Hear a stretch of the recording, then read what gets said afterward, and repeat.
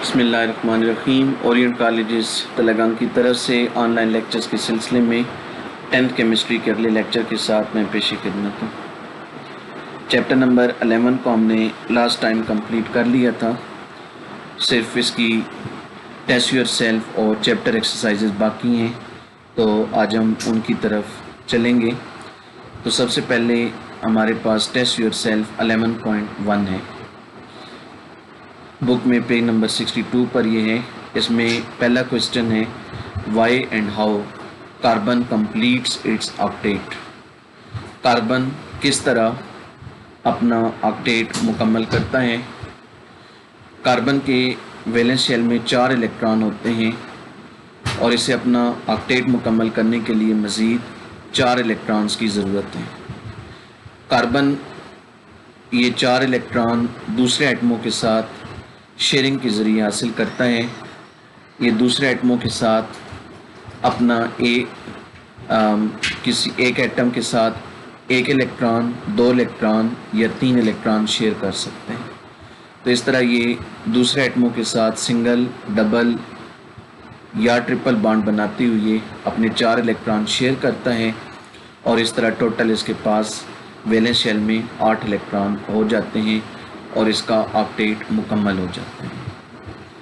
Question number 2 है, point out the properties of carbon which are responsible for formation of long chains of carbon atom compounds. Carbon की उन properties को mention करें जो carbon के long chain compounds के बनने की वजह हैं। तो हमने पढ़ा था 2 मेन वजूहात हैं। सबसे बड़ी वजह तो कैटिनेशन है। कार्बन कैटिनेशन की प्रॉपर्टी रखता है, अपने जैसे दूसरे एटमों के साथ बॉन्ड बनाकर किसी भी साइज़ में चेन और रिंग बना सकता है। और दूसरा, इसमें आइसोमेरिज्म पॉसिबल है। 2 या 2 से ज़्यादा कंपाउंड्स के लिए मुमकिन है कि उनका मॉलिक्यूलर फार्मूला सेम हो लेकिन स्ट्रक्चर डिफरेंट हो। तो ये वो 2 प्रॉपर्टीज़ हैं जिनकी वजह से कार्बन के कंपाउंड्स की तादाद बहुत ज़्यादा है। नेक्स्ट है, why are the melting and boiling points of organic compounds low. Organic compounds के मेल्टिंग और बॉइलिंग पॉइंट्स क्यों कम होते हैं? क्योंकि इनमें कोवेलेंट बॉन्ड पाए जाते हैं। और अगर हम इंटरमॉलिक्यूलर फोर्सेस की बात करें तो मोस्टली इनमें लंदन डिस्पर्शन फोर्सेस पाई जाती हैं। Carbon bond comparatively weaker bond हैं आयनिक बॉन्ड के मुकाबले में। तो इस वजह से ऑर्गेनिक कंपाउंड के मेल्टिंग और बॉइलिंग पॉइंट इनऑर्गेनिक कंपाउंड के मुकाबले में कम होते हैं। Why are the organic compound poor conductor of electricity. Organic compound में ना तो फ्री इलेक्ट्रॉन्स पाए जाते हैं और ना ये पानी में हल होकर या इलेक्ट्रिसिटी के गुजरने पर आयोनाइज होते हैं। इस वजह से ये इलेक्ट्रिसिटी के पुअर कंडक्टर हैं। What are the reasons for formation of millions of organic compound. इसका आंसर वही क्वेश्चन नंबर 2 वाला है। तो इसमें तमाम क्वेश्चंस के जो आंसर हैं ये आपको टॉपिक में से मिल सकते हैं और वो टॉपिक है प्रॉपर्टीज़ ऑफ ऑर्गेनिक कंपाउंड्स। तो ये बहरहाल आपको बाद में इनके आंसर रिटन फॉर्म में मिल जाएंगे।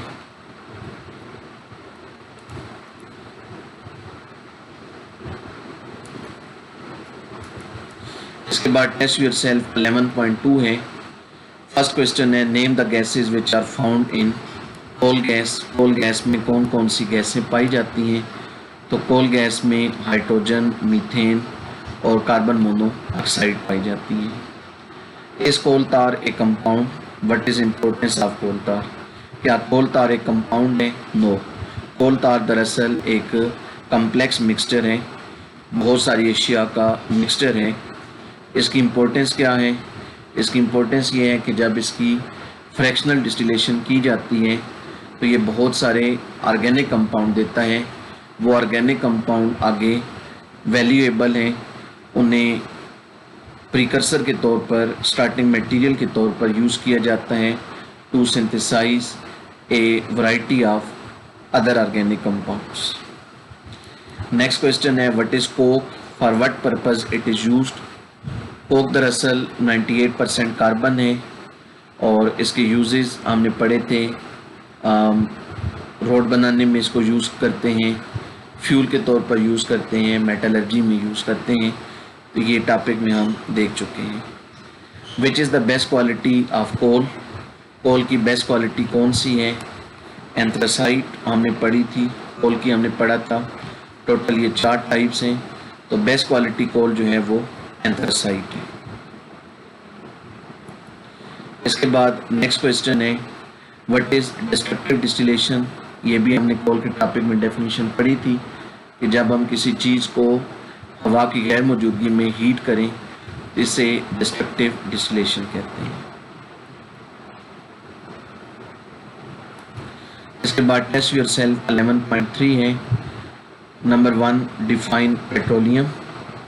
पेट्रोलियम के टॉपिक में हमने पढ़ा था कि पेट्रोलियम, जिसका दूसरा नाम क्रूड ऑयल है, ये दरअसल बहुत सारे सॉलिड, लिक्विड और गैसियस ऑर्गेनिक कंपाउंड्स का मिक्सचर है जो बहुत ही गहराई में रॉक्स के दरमियान एंट्रैप होता है।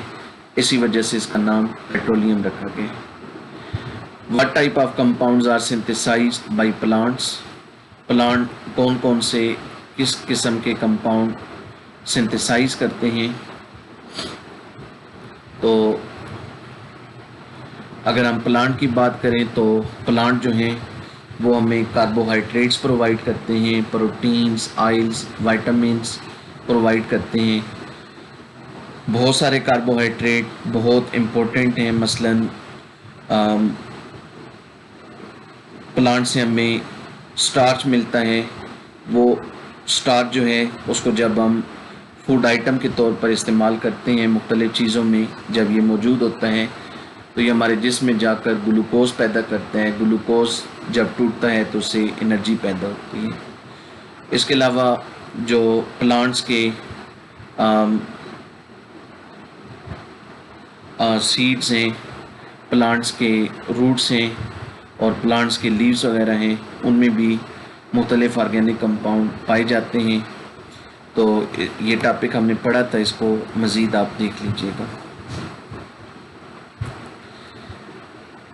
नेक्स्ट है what is the basic unit of carbohydrate, how it is synthesised. Carbohydrate का बेसिक यूनिट क्या है? कार्बोहाइड्रेट का बेसिक यूनिट ग्लूकोज है और ये फोटोसिंथेसिस के ज़रिए बनता है।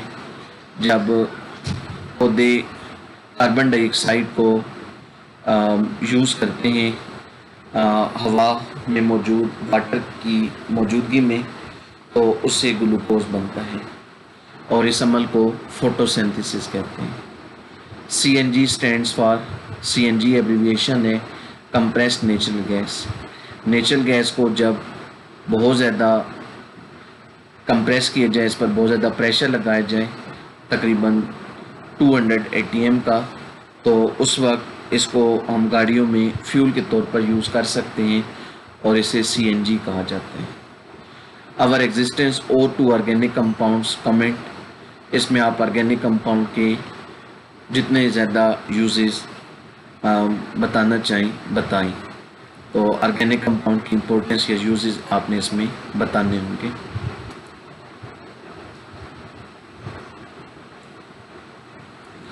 टेस्ट योरसेल्फ 11.4 है। फर्स्ट क्वेश्चन है what is the functional group of an ester. Ester का फंक्शनल ग्रुप कौन सा होता है? C double bond O single bond O, ये एस्टर का फंक्शनल ग्रुप है। What is the difference between aldehydes and ketones.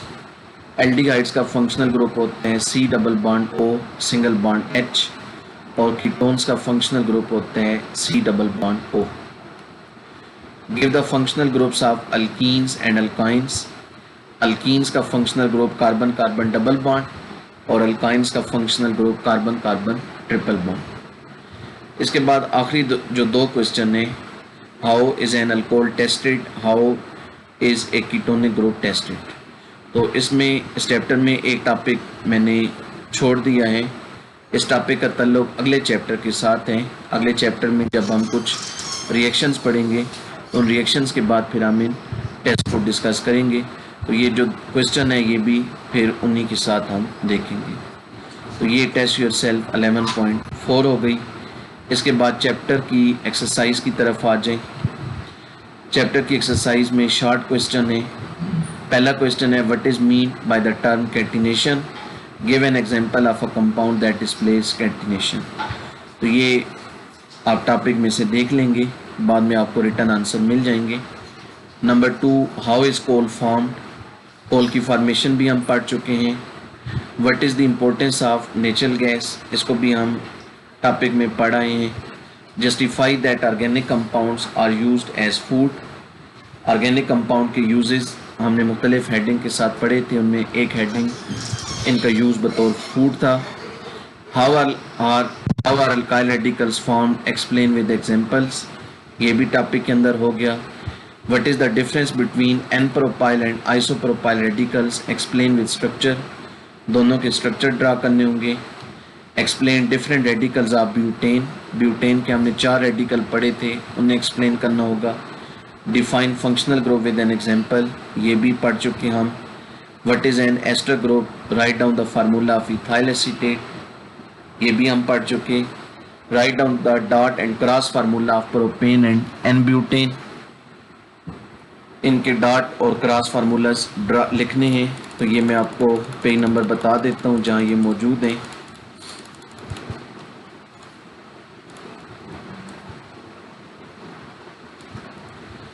ये जो आपके सामने हैं ये डॉट एंड क्रॉस फार्मूलाज हैं। ये बाईं तरफ वाला प्रोपेन का है और दाईं तरफ वाला ब्यूटेन का है। ये डॉट एंड क्रॉस फार्मूला है।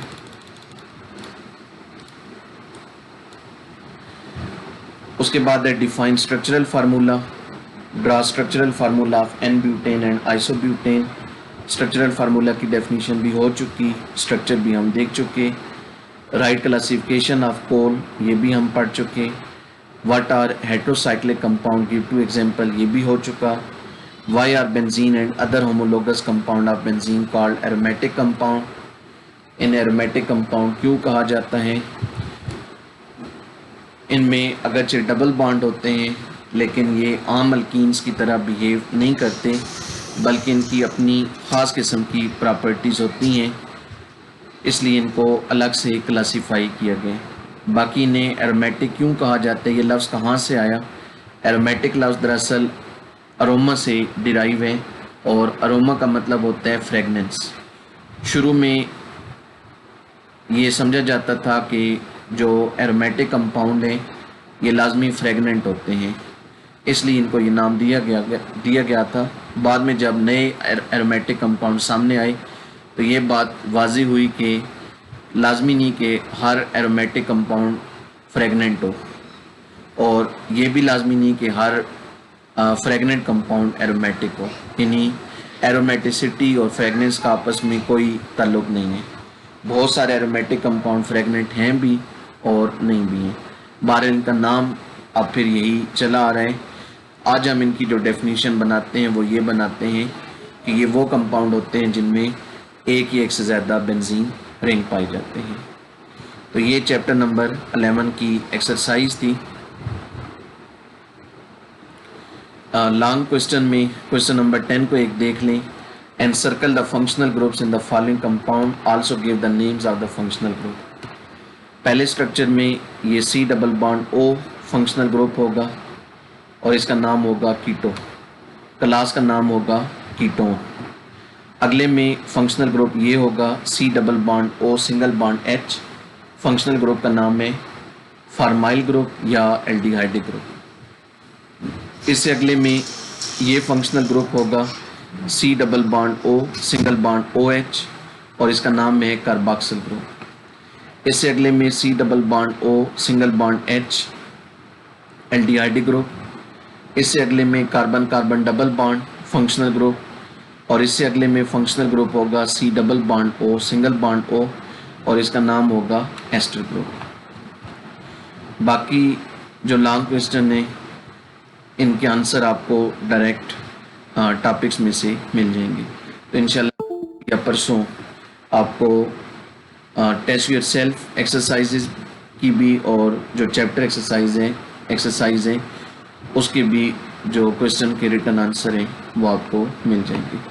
तो इस तरह आप चैप्टर 11 मुकम्मल हो चुका है। कल इंशाल्लाह हम परसों हमारा लेक्चर अगला होना है, परसों इंशाल्लाह हम चैप्टर नंबर 12 को शुरू करेंगे। तो अगले लेक्चर के साथ दोबारा पेश खिदमत होंगी। अपना ख्याल रखिएगा। अल्लाह हाफ़िज़।